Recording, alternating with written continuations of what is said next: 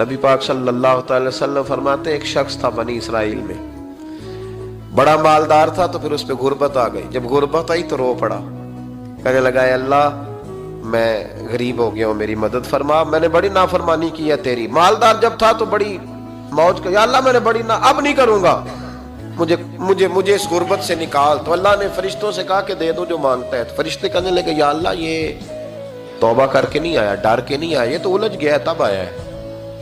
ये तुझसे डर के होता है ना ऐसे कि लोग अल्लाह से नहीं डरते जितना गुर्बतों से माद अल्लाह डरते हैं। या अल्लाह ये तो वो उलझ गया तब आया। तो अल्लाह ने फरमाया पता मुझे भी है, लेकिन आ तो गया है ना, चलो दे दो। तो कहा या अल्लाह अगर दे दिया तो दोबारा नहीं आएगा। फरमाया इसका भी मुझे पता है, तुम दे दो। उसे दे दिया। जब दौलत मिल गई ना तो कहने लगा ओहो वो तो मैंने इस तरीका से ही इस्तेमाल किया इसलिए कामयाब हो गया। फिर कुछ वक्त गुजरा तो फिर उलझ गया, फिर कर्जे चढ़ गए, फिर सारे इलाज कर, कहने लगा या अल्लाह अब नहीं करता, अब माफ कर दे। 70 दफा तौबा की और 70 दफा तोड़ी।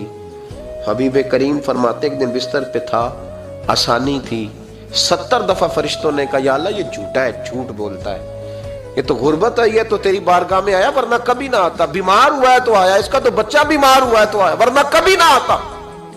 70 दफा तौबा तोड़ी। एक दिन रात को बिस्तर पे लेटा था, दौलतें भी थी, आसानियां भी थी, दिल में ख्याल आया मैं कितना झूठा हूं, जब उलझ जाता हूं तो उसके दरवाजे पे जाता हूं और वो कितना करीब है, मुझे खाली नहीं लौटाता।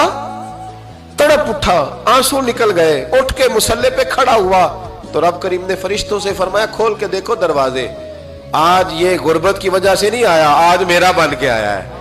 तो या अल्लाह पहले तो दौलत देता था, आज क्या देगा? तो महबूब फरमाते अल्लाह फरमाते अब मैं इसे बगैर हिसाब किताब जन्नत अता करूंगा।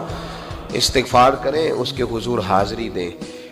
जिस तरह सारा कुछ छोड़ छाड़ के लोग कहते नहीं कि 1 महीना मैंने किसी सियाहती मकाम पे रहना है, मैंने अब किसी ठंडे इलाके में चले जाना है, बर्फबारी देखनी है, सैर करनी है, 10 दिन की छुट्टियां वहां गुजारनी है, चलो 7 छुट्टियां वहां गुजार लो, 3 दिन अपने अल्लाह के साथ गुजारो, रोजे रखो, दिन को रात को कुरान शरीफ पढ़ो, तिलावत, कुछ वक्त दो अल्लाह के साथ हुजूर पर दुरूद और सलाम भेजने के लिए, नबी पाक की नात के लिए, अज़कार के लिए, बुजुर्गों के लिए। फिर देखना अल्लाह रूह को कितना सुकून देता है।